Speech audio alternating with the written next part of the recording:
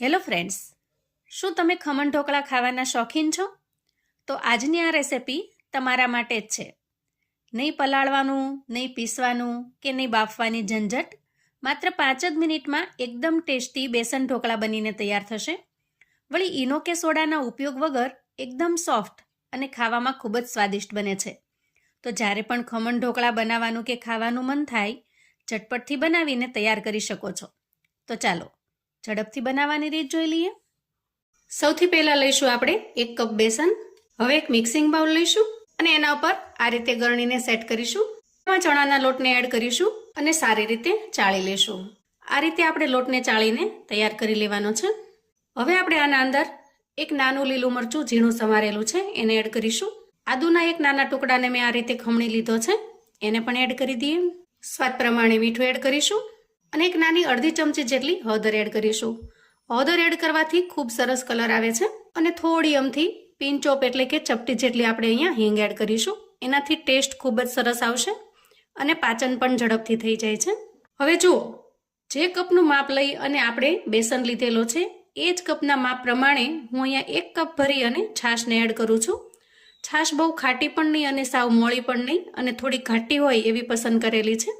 અથવા તો 3 ચમચી જેટલું મીડિયમ ખટાશવાળું દહીં પણ લઈ શકો છો. હવે જુઓ, મેજરમેન્ટથી બનાવીશું તો એકદમ પરફેક્ટ બનશે અને ખૂબ જ ટેસ્ટી પણ બનશે. તો અહીંયા 1 કપ છાશ એડ કર્યા પછી એ જ કપના માપ પ્રમાણે આ 1 અને આ 2 કપ ભરીને આપણે એમાં પાણી એડ કરવાનું છે અને પહેલાં આપણે સારી રીતે મિક્સ કરી લેવાનું છે. આના અંદર આપણને લમ્સ એટલે કે ગાંઠા દેખાય છે. અહીંયા ગાંઠાને દૂર કરવા માટે આપણે એમાં થોડીવાર માટે બ્લેન્ડર ચલાવી લઈએ. તો જુઓ, આ રીતે એકદમ સરસ સ્મૂથ એવું બેટર બનીને તૈયાર થઈ ગયું છે. આ રીતનું બેટર આપણે બનાવીને તૈયાર કરવાનું છે. હવે આપણે આવી કોઈ ડીશ કે પ્લેટ લઈશું અને બ્રશની મદદથી ડીશને આપણે ઓઇલથી ગ્રીસ કરી લેવાની છે. હવે જુઓ, અહીંયા મેં એક નોનસ્ટિક પેન લીધું છે અને તૈયાર કરેલા મિશ્રણને આપણે નોનસ્ટિકમાં ટ્રાન્સફર કરવાનું છે. હજી ગેસની ફ્લેમને મેં ચાલુ કરેલી નથી. આ રીતે બધું જ બેટર ટ્રાન્સફર કર્યા પછી આપણે ગેસની ફ્લેમને ઓન કરીશું. અહીંયા તમારે તેલ કે બીજી કોઈ પણ વસ્તુ વાપરવાની નથી. બસ સિમ્પલ પેનની અંદર આ મિશ્રણને ટ્રાન્સફર કરી દેવાનું છે. અહીંયા પ્રોસેસ કરવા માટે તમારે કોઈ જાડા તળિયાની કડાઈ પસંદ કરવાની અથવા તો આ રીતે નોનસ્ટિક પેન લેવાનું છે. એમ કરવાથી મિશ્રણ જ્યારે ઘાટું થશે ત્યારે નીચે તળિયે ચોંટી નહીં જાય અને બળી પણ નહીં જાય. જો આ રીતે સ્પેચ્યુલાને આપણે ચલાવતું જવાનું છે. શરૂઆતમાં આપણે ગેસની ફ્લેમને થોડી ફાસ્ટ રાખીશું જેથી મિશ્રણ ઝડપથી ઘાટું થવા લાગશે અને આ રીતે જ્યારે મિશ્રણ ઘાટું થવા લાગે ત્યારે ગેસની ફ્લેમને આપણે મીડિયમ પર લઈ લેવાની છે અને સ્પેચ્યુલાની મદદથી ચલાવતું જવાનું છે. આ પ્રોસેસ કરતા માત્ર 3 થી 4 મિનિટ થશે. બહુ ખાસ વાર લાગતી નથી. એકદમ ફટાફટથી અને ઝડપથી બનીને તૈયાર થઈ જશે. તો જુઓ, અંદાજે 2 મિનિટ જેટલો સમય થવા આવ્યો છે અને મિશ્રણ આપણું ઘાટું થવા માંડ્યું છે. તમે જોશો કે જેમ જેમ મિશ્રણ પાકતું જશે એમ એનો કલર ચેન્જ થતો જશે.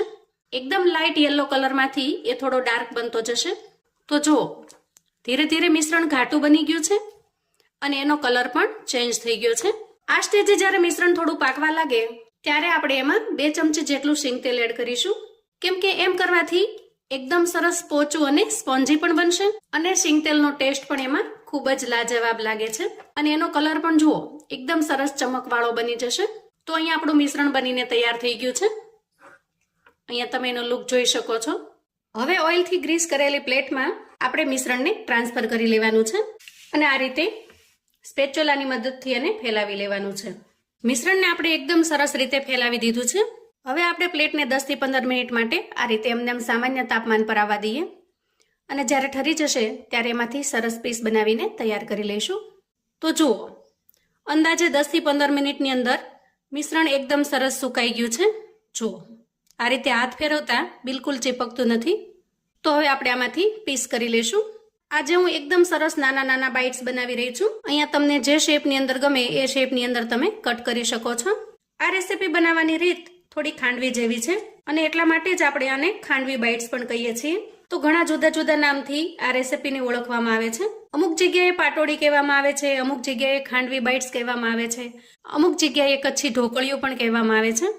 તો જુઓ, એકદમ આસાનીથી અને સરળતાથી આપણે પીસ બનાવીને તૈયાર કરેલા છે.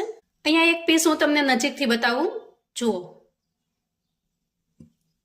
એકદમ સ્પોન્જી અને મોઢામાં મૂકતા જ એકદમ સરસ ઓગળી જાય એવી સરસ બની છે. અને અહીંયા તૈયાર થયેલા પીસનો લુક જોઈને જ આપણને ખાવાનું મન થઈ જાય એવા સરસ બનીને તૈયાર થાય છે. હવે રેસીપીને ખૂબ ટેસ્ટી અને યમ્મી બનાવવા માટે આપણે એનો વઘાર કરી લઈશું. ગેસ ઓન કરી અને પેન મૂકીશું અને એના અંદર 1 ચમચા જેટલું તેલ લઈશું. તેલ બિલકુલ ઓછું લેવાનું. તેલ થોડું ગરમ થાય એટલે આપણે 1 ચમચી જેટલી રાઈ એડ કરવાની છે. નાનું એક લીલું મરચું આ રીતે ઝીણું સમારેલું છે તીખાશ માટે, એને પણ એડ કરી દઈએ. સુકાયેલા લાલ મરચાના 3-4 નાના પીસ લીધા છે, એને પણ એડ કરી દઈએ. 1 ચપટી જેટલી હિંગ લીધી છે. ખૂબ જ સરસ લાગે છે આ રેસીપીમાં હિંગનો ટેસ્ટ. તો અહીંયા વઘારની અંદર આપણે હિંગને એડ કરી દઈશું અને થોડા મીઠા લીમડાના પાન એડ કરીશું. વઘારની અંદર રાઈ ફૂટી જાય એટલે આપણે બાઇટ્સને એડ કરીશું અને સારી રીતે મિક્સ કરી લઈશું. આ રેસીપીની ખાસિયત એ છે કે તમે આના અંદર થોડું પણ તેલ નાખશો તો પણ એ તેલ બહાર જ રહેશે. એના જે પીસ કરેલા છે એ તેલને બિલકુલ ઓબ્ઝર્વ નહીં કરે. હવે આપણે થોડી ઝીણી સમારેલી કોથમીર એડ કરીશું અને થોડું લીલા નાળિયેરનું ખમણ એડ કરીશું. આ રીતે મેં ઝીણું ઝીણું ખમણી લીધું છે, એને એડ કરી દઈએ અને સારી રીતે મિક્સ કરી લઈએ. તમારી પાસે લીલું નાળિયેર ન હોય તો સૂકા નાળિયેરને ખમણીને પણ એડ કરી શકો છો અને જો નાળિયેર ઘરમાં અવેલેબલ ન હોય તો તમે સ્કીપ પણ કરી શકો છો. તો અહીંયા તૈયાર છે આપણી એકદમ ટેસ્ટી અને એકદમ સોફ્ટ, મોઢામાં મૂકતા જ ઓગળી જાય એવી કચ્છી ઢોકળિયું. તો સવારનો નાસ્તો હોય કે સાંજે નાની મોટી ભૂખ હોય કે પછી બાળકોને ટિફિન બોક્સ કે લંચ બોક્સમાં આપવું હોય, તમે આ બનાવીને આપી શકો છો. ખરેખર ખૂબ જ ટેસ્ટી લાગે છે. ઘરમાં નાના મોટા સૌને આ રેસીપી ખૂબ જ પસંદ આવશે. એટલી યમ્મી અને ટેસ્ટી બને છે. અહીંયા તમે પ્લેટની અંદર જોઈ શકો છો, જોતા જ મોઢામાં પાણી આવી જાય એવી સરસ બનીને તૈયાર થઈ છે. તો મહિનામાં આપણે ઘણી વખત ખમણ, ઢોકળા કે મુઠિયા બનાવતા હોઈએ છીએ. ક્યારેક આ રીતે કચ્છી ઢોકળિયું બનાવીને પણ તમે એન્જોય કરી શકો છો. ખરેખર ખૂબ જ લાજવાબ બને છે. અને જો તમે ક્યારેય આ રેસીપીને ટ્રાય ન કરી હોય તો એક વખત મારા કહેવાથી ચોક્કસથી બનાવજો. જેમ તમને ખમણ, ઢોકળા અને મુઠિયા ખૂબ જ પસંદ આવે છે એ જ રીતે તમને આ રેસીપી પણ ખૂબ જ પસંદ આવશે. તો આવું અવનવું જાણવા માટે અને મને સપોર્ટ કરવા માટે ચેનલ પર જો તમે નવા છો તો પ્લીઝ ચેનલને સબસ્ક્રાઇબ કરો.